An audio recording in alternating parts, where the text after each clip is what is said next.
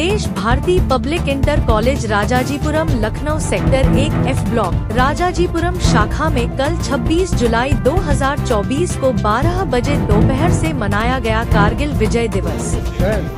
इस अवसर पर मेधावी छात्रा छात्राओं का अभिनंदन एवं समाज सेवियों का सम्मान किया गया।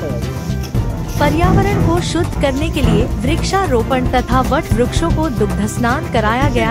ऐसे बच्चों को शिक्षण सामग्री भेंट की गई जिनके पिता किन्हीं कारणों से इस दुनिया में अब नहीं रहे। संस्था के प्रबंधक राष्ट्रीय कवि वेद व्रत वाजपेयी के अनुसार कारगिल विजेता अमर शहीद कैप्टन मनोज पांडेय का विद्यार्थियों शिक्षकों द्वारा पूजन किया गया।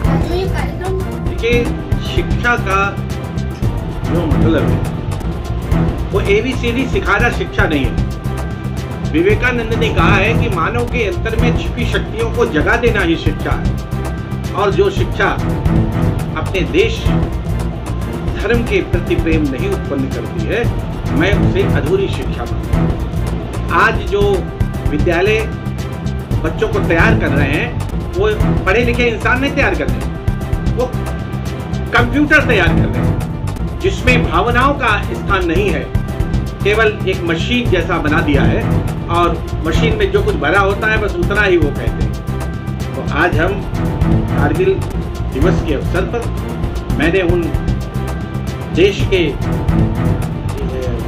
बेटों को नमन किया है जिन्होंने पर्वत नाखूनों से काटे।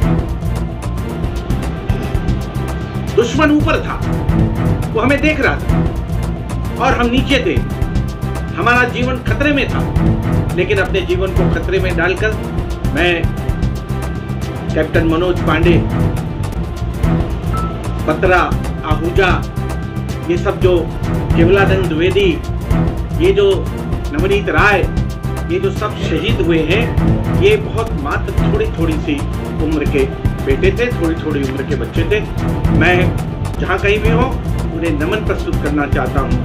और वैसे मैं होली दिवाली पर जिन शहीद परिवारों को जानता हूँ, मैं उनके यहाँ 1 किलो मिठाई देने का प्रयास अवश्य करता हूँ और उनके साथ ये बताता हूँ उनको जाके कि आप अकेले नहीं हैं हिंदुस्तान में, हम आपके साथ हैं। उनके बेटे के चित्र पर माल्यार्पण करते हैं और उनका अभिनंदन करते हैं। जब कारगिल वार हुई थी तो उनके परिजनों को, माता पिताओं को हमने राजाजीपुरम से रथ यात्रा निकाली थी और जीपीओ तक लेकर, पैदल जीपीओ तक लेकर गए थे। रास्ते भर के ऊपर लोगों ने पुष्प वर्षा की थी और तिरंगा झंडा आगे था और ये काम कर रहे थे। हमारे शिवपाल सांवरिया भी उसमें आगे आगे चल रहे थे, मैंने उनको देखा था। तो आज हमने एक चित्र प्रदर्शनी भी लगाई है जो 1857 के अमर नायक मंगल पांडे से शुरू होती है और कैप्टन मनोज पांडे तक हम उसको लेके आते हैं। पांडे से पांडे तक लेके आए हैं। मेरा केवल इतना ही कहना है कि अगर शहीदों के, आप अपने शहीदों का सम्मान नहीं करेंगे तो आने वाली पीढ़ी अपने प्राण देने के लिए लालायित नहीं रहेगी।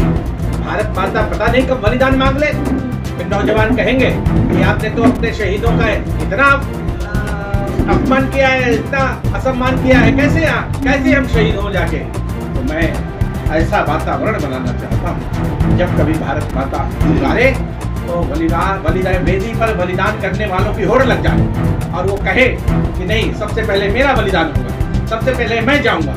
ये भाव बना रहे जिससे ये देश की ताकत बनी रहे, देश अखंड बना रहे, देश दुनिया का शिरमौर बना रहे और देश विश्वगुरु होने की जो बात हो रही है तो हम विश्वगुरु थे, विश्वगुरु हैं, विश्वगुरु रहेंगे, क्योंकि ये देश, इस देश के नौजवान, इस देश के लोग इस देश पर मरना जानते हैं। जिंदा वही रहता है जो मरना जानता है। इसलिए आज हमने इन शहीदों को श्रद्धांजलि की है। यहाँ पर हमने कैप्टन मनोज पांडे को पुष्पांजलि की है और एक विचार गोष्ठी भी हमने यहाँ पर आयोजित की है। मैं चाहता हूँ कि जो कहा गया कि शहीदों की चिताओं पर लगेंगे हर बरस मेले, ये मेले लगते रहे सदैव, जहाँ कहीं भी हो शहीदों का जो अपने शादी विवाह पूजा पाठों में भी शहीदों को नमन करिए, क्योंकि हम शादी विवाह करिए इसलिए पा रहे हैं कि वो सीमा पर शहीद हुए हैं, वो बलिदान हुए हैं। पूजा हम मंदिरों को ज्यादा महत्व देते हैं, मंदिरों को महत्व दीजिए, लेकिन ये मंदिर जिसके कारण सुरक्षित रहे हैं, भगवान वो ताकतवर होता है जिसके भक्त ताकतवर होते हैं, जिसके बेटे ताकतवर होते हैं।